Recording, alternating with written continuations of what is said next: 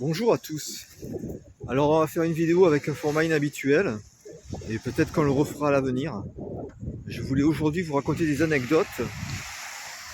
Le thème principal, ça pourrait être si tu as besoin de rien, tu les appelles. Et on va pouvoir parler de France Travail et de la police municipale.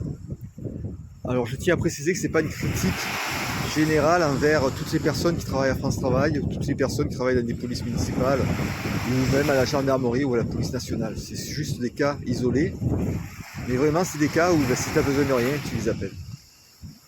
Alors peut-être je couperai la vidéo en deux en fonction de la longueur.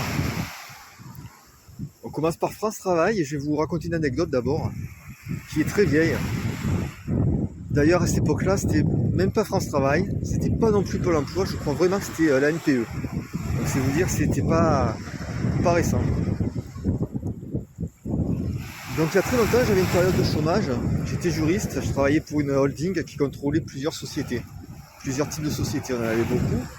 Alors il y avait par exemple des maisons de retraite, des hôtels, cafés, restaurants, il y avait des spas, il y avait un centre équestre, il y avait une société qui vendait des produits de beauté, donc on faisait un peu de tout en fait. Et donc j'ai une période de chômage qui dure longtemps. Je vais à la NPE à côté de chez moi et je suis suivi par une dame. Alors dès le début ça commence mal parce qu'on m'a classé dans le médical. Pourquoi dans le médical? Parce que sur mon CV ils ont vu maison de retraite. Mais bon, il y avait d'autres activités, ils auraient pu me classer dans le tourisme par exemple. Donc j'étais mal classé, en plus les maisons de retraite c'est pas vraiment du médical. Si tu es malade, tu vas à l'hôpital, normalement tu vas pas en maison de retraite. Même si les maisons de retraite peuvent avoir des infirmières, un médecin, des aides-soignantes, mais à la base c'est pas un hôpital. Donc le classement dès le départ dans tous les cas était foireux. Et cette personne, elle avait des connaissances pour ce qui concerne les postes d'infirmiers par exemple, d'aides-soignantes, d'AMP. Mais les juristes, elle ne savait pas ce que c'était. Donc on ne trouvait rien, je cherchais, je ne trouvais rien, j'arrivais en fin de droit. Et elle me proposait rien en fait, cette dame. Et un jour, je rencontre une amie, et il se trouve que c'est une amie avec qui j'avais fait mes études en fac de droit. Et elle travaillait dans cette agence. Et elle vient me voir, elle me dit ouais, qu'est-ce que tu fais là? Donc je lui explique ma situation. Et elle va dans le bureau de ma conseillère parce que j'attendais de passer. Donc quand son client, on va dire, sort, elle va la voir. Et j'entends ouais, il faut que tu trouves un truc. Alors qu'elle ne trouve jamais rien, elle ne cherche rien d'ailleurs. Elle ne pouvait pas trouver, si tu ne cherches pas, elle ne trouve pas. Et du coup, j'arrive, lorsque ça vient à moi de passer, donc je rentre dans le bureau et là c'était changement d'ambiance. Là, elle était presque, elle me fait le café avec des chocolats. Et donc elle cherche, elle me trouve des formations.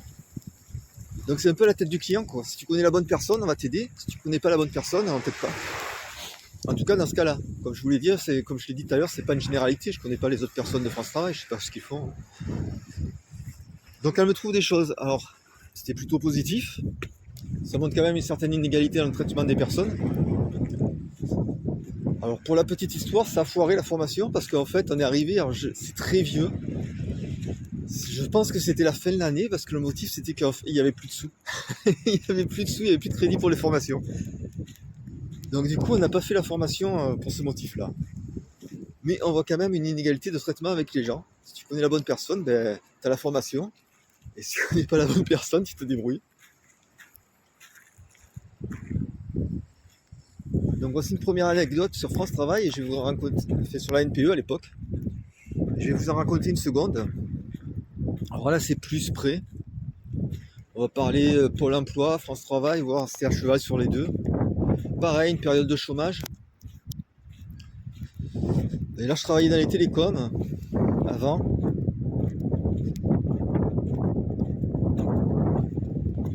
Et donc je vois un conseiller. Ça se passe pas bien, toujours pas de travail, impossible de trouver du travail. Et normalement les conseillers doivent t'aider, c'est à eux à trouver du travail. Enfin en pratique c'est nous qu'on va en trouver. Mais ils doivent t'aider, ils doivent chercher des pistes, te proposer des solutions. Et donc je dis non mais je trouve pas, c'est pas possible et tout. Et le conseiller fait mais alors qu'est-ce qu'on fait? D'un air énervé, ah non c'était plus exactement le conseiller dit mais alors on fait quoi? Qu'est-ce qu'on fait maintenant? Mais je sais pas moi, c'est ton boulot en fait. C'est toi le professionnel, t'es payé pour chercher des pistes.